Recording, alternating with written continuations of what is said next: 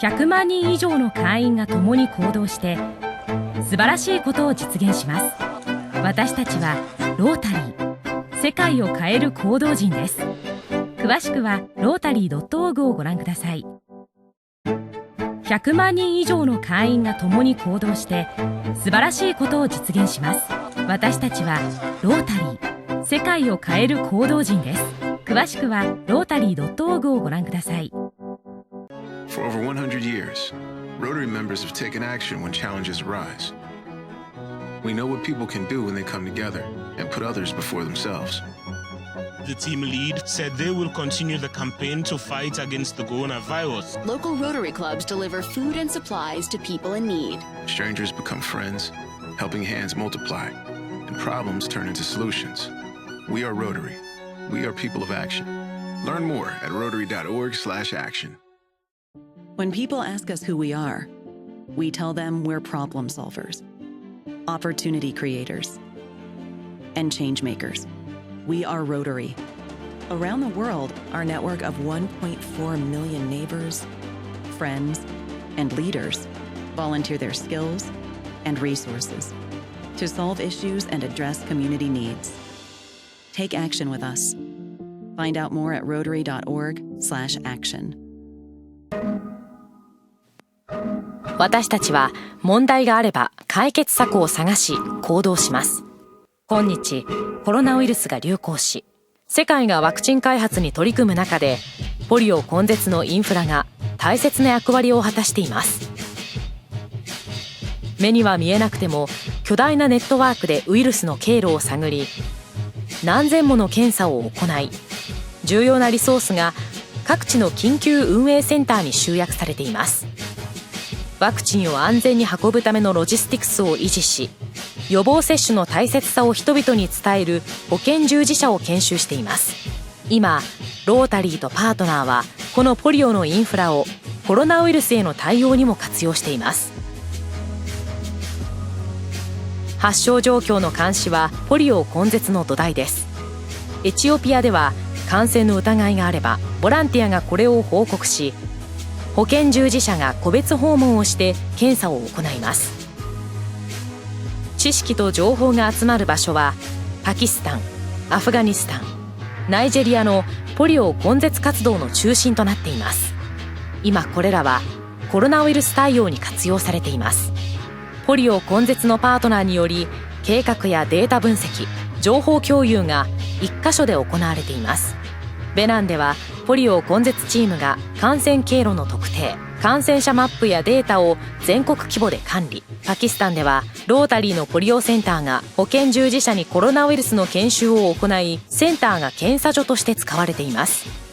ポリオワクチンの配給のためのネットワークは現在個人用の防護具を僻地に届ける重要な存在です。パキスタンではスタッフが何千ものコロナウイルスの検体を収集。アフガニスタンではユニセフとロータリーのチームが300万個の石鹸を家庭に届けています。正しい衛生習慣でウイルスから身を守れるからです。このインフラは影響力のある人たちの声を頼りにしています。正確な情報を集め、地域をポリオから守るには信頼関係が大切です。アフガニスタンではポリオ根絶プログラムで7万人が研修を受けました。今では何十万の家庭がポリオとコロナウイルスの予防に欠かせない情報を得ています。ロータリーとパートナーが築いてきたインフラがコロナウイルスの対応に役立っています。これを誇りとすべきです。いずれ飛行機や船や電車や車で人が行き来するようになれば、ウイルスも移動します。このインフラは今後も公共保険に生かされ、ポリオ根絶を実現に導くでしょう。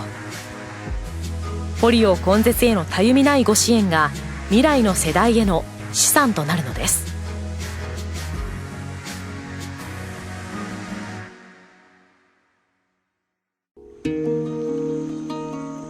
I remember growing up in the northern part of Zambia where we have lots of lakes and rivers. And therefore malaria there was extremely common. And no child grew up without having been hospitalized a couple times. A mosquito bite is all it takes for malaria to spread.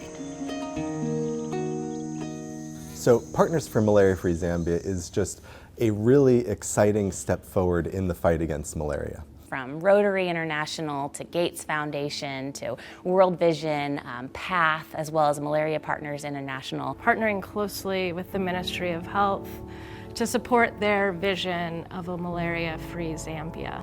And because of Rotary being present, across the country, it becomes a very effective vehicle for this particular program.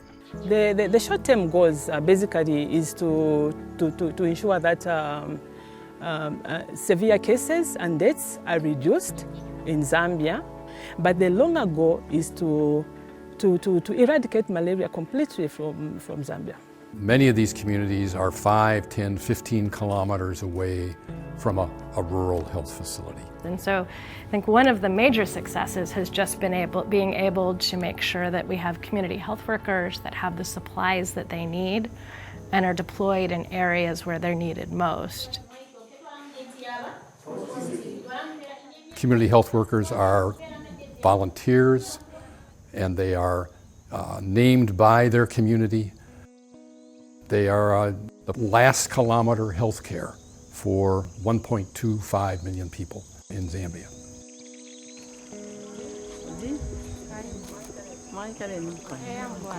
Ndapima abantu malaria nga bandetera omulwere namona ifyale moneka pantwaire sambirira kulya malaria ikalamba na malaria inono ifishibiro fya malaria ikalamba na ifishibiro fya malaria inono.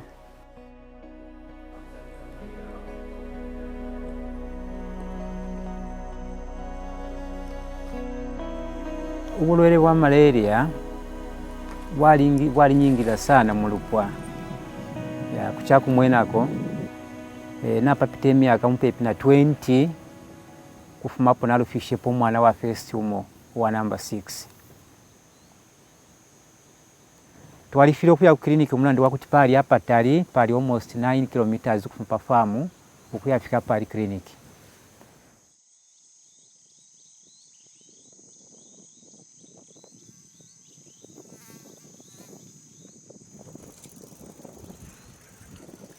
So ifanga wa community health worker to making sure to funda abantu awuli obulere bwa malaria nokuba ububi bwaba mukana sanku kana yako mukupimisha obulere bwa malaria. The community health worker will follow the member of the community at his household. We will test every member of that community and they will record in an active register. Once they do that, they will now report directly in the district health information system for the Ministry of Health.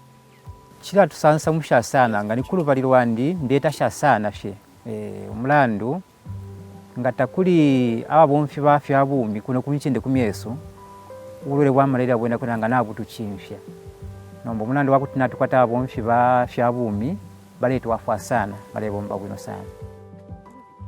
When I look at the way Rotarians came on board in the fight against polio, I'm well convinced that Rotarians are the best place to help in the eradication of malaria.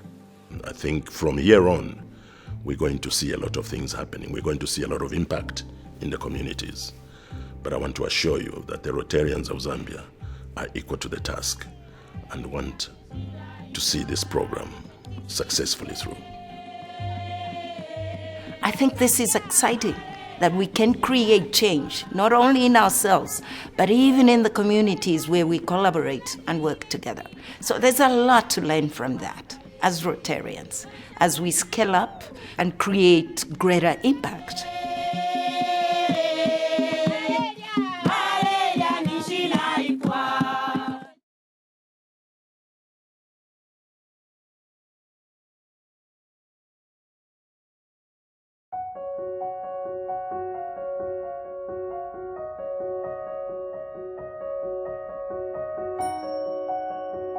Rotary Action Groups are a great resource because they have the expertise in their various subject matters to support clubs and districts with project implementation and execution. Across the world, there's so many different action groups. There's one for environmental sustainability. We've got disaster response. We have water and sanitation. If somebody wants to know how to build a toilet, drill a borehole, implement rainwater harvesting, for example, action groups have the expertise to enable the club to achieve its humanitarian goals. They are not just Rotarians or Rotaractors. It could be, partners. It could be alumni. A Rotarian doesn't have to be an expert because they're all at hand.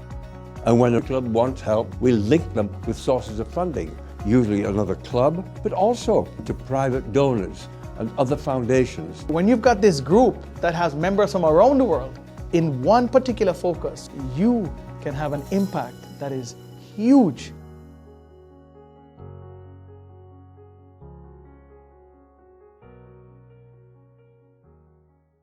Polio still exists.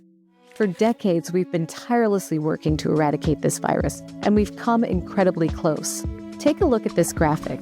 Since 1988, we've eliminated over 99% of cases, thanks to organizations like Rotary. Now, only 2 countries still have cases of wild polio. So why should we care when the numbers are so low and isolated? Polio, or poliomyelitis, is a highly infectious viral disease that can affect the brain and spinal cord, causing paralysis. Children under 5 are at the highest risk, but anyone who is unvaccinated remains vulnerable. In the 1980s, hundreds of thousands were paralyzed by polio. Today, only a small number are. But polio isn't just about these paralytic cases. Less than 1% of those infected with polio develop paralysis, yet all cases are contagious. This means the virus can silently circulate, potentially leading to an outbreak. To eradicate polio, we need to track and monitor the virus through a process called surveillance. We flew to India to find answers in a country that in just recent history eliminated wild polio, to talk with Sunil Bahel at the World Health Organization. Surveillance is defined as data collection for action. This is the eyes and ears of any public health initiative. It tells us where the virus is circulating, how many cases are happening, how is the disease spreading, and finally, it helps us to demonstrate that the disease is actually gone. Southeast Asia region was certified polio-free on 27th March 2014. However, the polio virus is still lurking around and there is a risk of an importation. Because polio anywhere is a risk everywhere, surveillance continues. Polio only infects humans and lives in human intestines and waste. So surveillance is conducted in 2 ways: indirect testing through wastewater and direct testing of individuals. Direct testing involves testing any child with acute flaccid paralysis, or AFP, which could be a sign of polio. Yeah, I am here and he was acute flaccid paralysis case, then the suspected audio case. He is being reported by a St. Stephen's Hospital, Delhi, and I am looking for the house here. There is an extensive system that has been put in place by the program. Okay, good.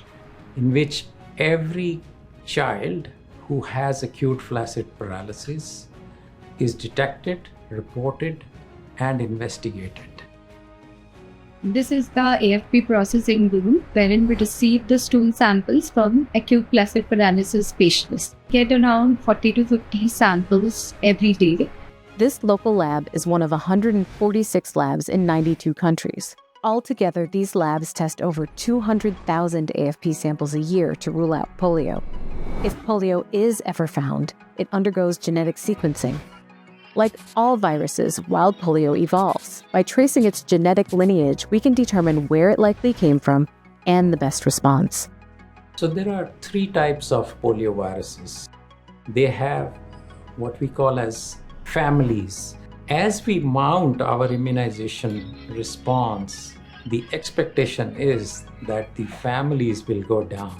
So there are type 1, type 2, and type 3. And each of these viruses is a disease in itself. And 2 of these diseases have been eradicated globally 2 diseases are down, and the positive trends in our worldwide fight continue. In the past decade, the genetic diversity of polio type 1 has been steadily shrinking, bringing us closer to complete worldwide eradication. I mean, there's no reason why it should not be eradicated. And I know it's going to happen. It's just a matter of time.